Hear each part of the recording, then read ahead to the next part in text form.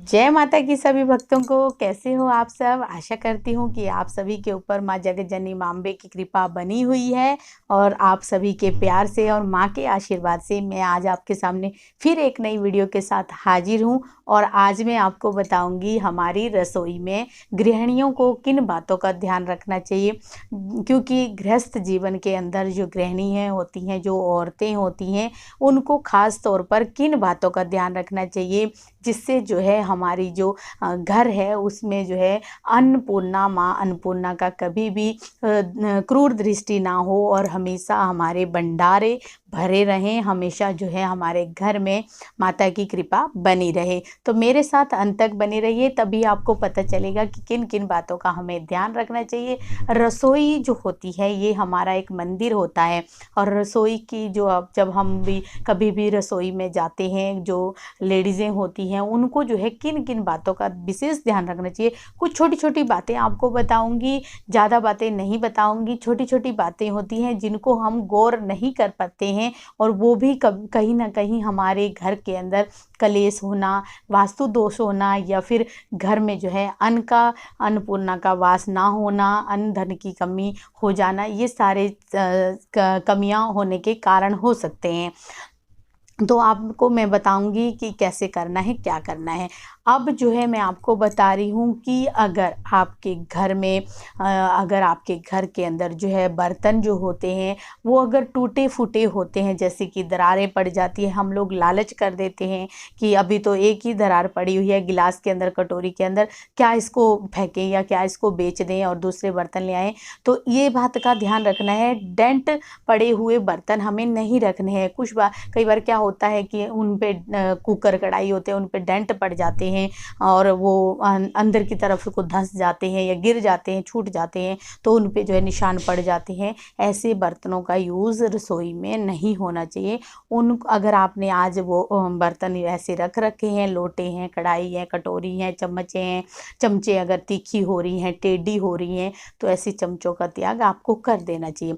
दूसरी बात क्या होती है कि जब भी गृहिणी जैसे रसोई में जाती है, रसोई का काम करती है, तो उससे पहले जो है अपनी रसोई को कपड़े से साफ़ करना चाहिए। जो हमारा चूल्हा होता है उसको कपड़े से साफ़ कीजिए और माँ अन्नपूर्णा का आवाहन कीजिए, माँ अन्नपूर्णा का ध्यान कीजिए।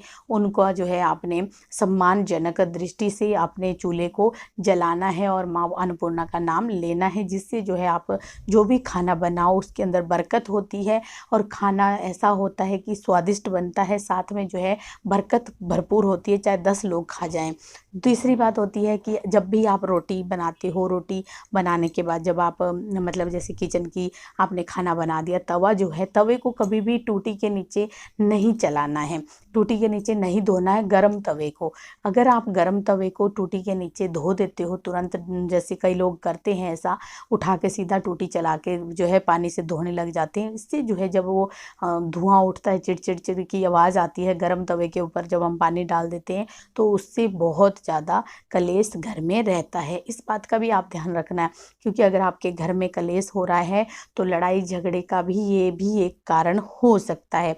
चौथी बात होती है कि हमारे घर के अंदर अगर हम घर में नहा धो के रसोई में ना जाएं, लेडीज़ें जो हैं अगर सुबह उठ के नहा धो के रसोई को जो है नहीं बनाती हैं, तो उन घरों में भी कभी भी बरकत नहीं होती है, कभी भी जो है माँ अन्नपूर्णा का वास नहीं होता है।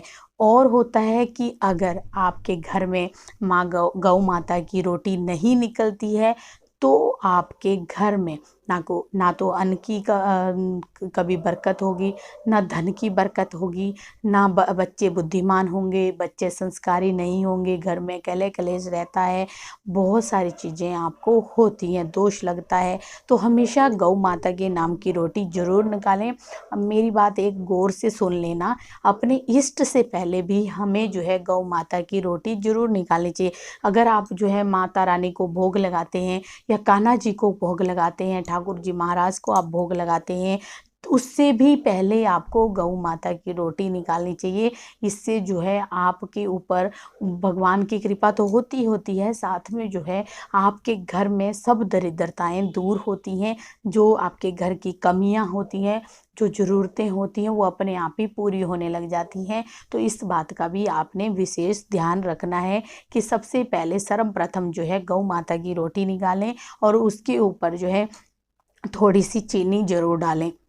मिष्ठान ज़रूर रखना है, चाहे आप गुड़ रखिए, चाहे आप चीनी रखिए, वो आपके ऊपर डिपेंड है, पर आपने मिष्ठान उसके अंदर थोड़ा-सा ज़रूर रखना है।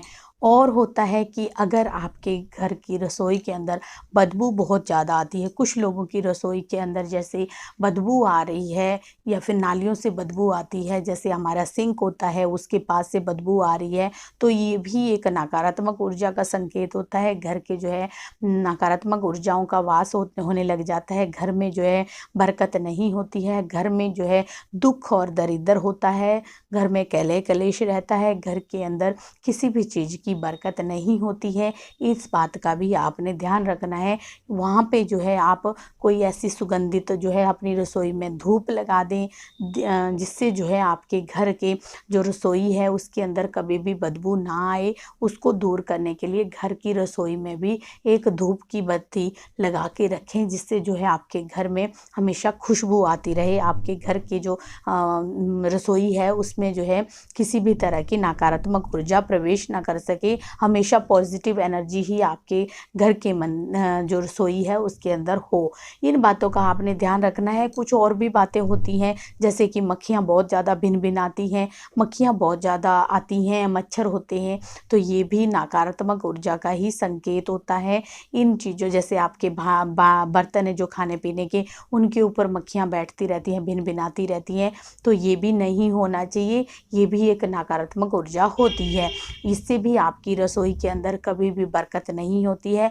रसोई में बहुत सारी ऐसी बातें होती हैं जो हमें पता ही नहीं होता है, जैसे कि कुछ लोग बहुत ज़ोर-ज़ोर से बर्तन धोते हैं या बर्तन खड़कते हैं जिन लोगों के घरों में बर्तन फेंके जाते हैं, उन लोगों के घरों में भी कभी भी बरकत नहीं होती है। कलह कलेश, लड़ाई झगड़ा हमेशा रहता है और घर के अंदर जो है सुख और समृद्धि नहीं होती है, शांति नहीं होती है, मन जो है बेचैन रहता है, दिमाग जो है वो काम नहीं करता है। ये भी एक बहुत बड़ा इफ़ेक्ट होता है जब हमारे घर में अंदर जो है इस तरह की बातें होती हैं हमारी रसोई के अंदर। तो ये मैंने आपको कुछ बातें बताई है, जिनको देखते हुए आपने अगर इस तरह की कोई भी गलतियाँ आप कर रहे हो तो वो ना कीजिए, ताकि आपके घर से जो है कभी भी इस तरह की दिक्कतें ना आएँ आपको। इन चीज़ों को ख़त्म करने के लिए अपने घर में हमेशा सकारात्मक ऊर्जा का ही प्रवेश रखें और हर चीज़ का ध्यान रखें। इससे जो है आपको बदलाव देखने को अपने आप ही मिल जाएगा। जब आप अपनी रसोई से ही शुरुआत करेंगे तो अच्छे से ही रसोई को अगर आप मेंटेन करके रखेंगे, घर की गृहिणियों को भी, इससे आपका जो है आपका भी मान-सम्मान बढ़ता है। अगर गृहिणी जो है अपने घर की रसोई को साफ-सुथरा रखती है, जो बर्तन हैं उनको जो है टूटे-फूटे बर्तनों को नहीं रखती है, तो उससे भी आपका भी मान-सम्मान बढ़ता है। अगर हमारी रसोई में हम उन्हीं बर्तनों में खाना बनाते हैं या खिलाते हैं, तो उससे भी गृहिणी का जो मान-सम्मान होता है वो भी घटता है, उसकी इज़्ज़त भी घटती है। तो इस बात का आपने ध्यान रखना है। तो मैं आशा करती हूँ आपको ये वीडियो अच्छी लगी होगी। अगर अच्छी लगी है तो लाइक करें, शेयर करें, कमेंट करें और माँ के इस प्यारे चैनल को भी ज़रूर सब्सक्राइब करें। चलिए, जय माता दी।